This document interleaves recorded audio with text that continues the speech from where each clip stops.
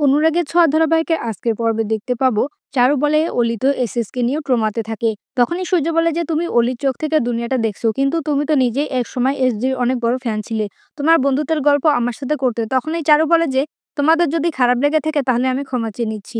রূপা তারপর দীপাকে এসে জিজ্ঞেস করে, মা তুমি কোথায় যাচ্ছ? দীপা বলে আমি খুব ক্লান্ত, সেই জন্য ঘরে গিয়ে রেস্ট করব। তখন রূপা বলে যে তুমি রেস্ট করতে যাচ্ছ না, আমি জানি তুমি কোথাও যাচ্ছ।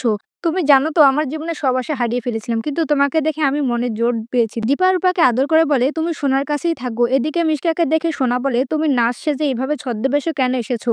আমার বাবার তো জানার দরকার যে তুমি আমাকে বাঁচিয়েছো। তখন মিশকা বলে যে বাবা নিজেই মরতে বসে মেয়েকে ছেড়ে তার বউকে বাঁচাতে যায়, সে তো আমার কথা দীপাকে বলেই দেবে। আর তোমার মা তো এটা প্রমাণ করতে উঠে পড়ে লেগেছে যে আমি টিস্কা নই, আমি মিশকা। আর সূর্য যে তোমার বাবা সেটা আমি অনেক পরে জানতে পেরেছি। তোমার পাস্ট সম্পর্কেও জেনেছি, কিভাবে তোমার মা মোহন সাজার জন্য আমার বোনের ছেলে দীপকে বাঁচাতে গিয়ে তোমাকে মরার জন্য ছেড়ে দিয়েছিল। তখনই সোনা বলে যে আমার প্রবলেমটা একমাত্র তুমিই বুঝতে পেরেছো। রূপা ভেতরে চলে আসলে মিশকা সোনাকে গান শুনতে বলে। বাইরে এসে রূপাকে ধমকাতে শুরু করে। তখনই রূপা বলে, তুমি আমার বোনকে কি বোঝাচ্ছিলে?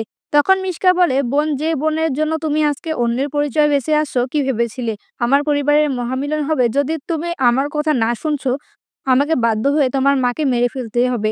তখন এই সূর্য সামনে এসে মিশকাকে নার্স মনে করে প্রশ্ন করতে শুরু করলে মিশকা কোনো উত্তর না দিয়ে সেখান থেকে চলে যায়। রূপা বলে, অলি আমাদের সবাইকে প্রয়োজন, আমি আজকে থাকতে পারি। সূর্য রূপার মাথায় বুলাতে গেলে রূপা সেই হাতটা সরিয়ে দেয়। তখনই সূর্য বলে, তুমি কেন আমার উপরে রেগে আছো সেটা আমাকে বলবে না? কিন্তু রূপা তাকে অপমান করলে সূর্য কান্না করতে করতে সেখান থেকে চলে যায়। সূর্য ভাবে যে কেন আমাকে বারবার মনে হয় যে তুমি আমার হারিয়ে যাওয়া মেয়ে।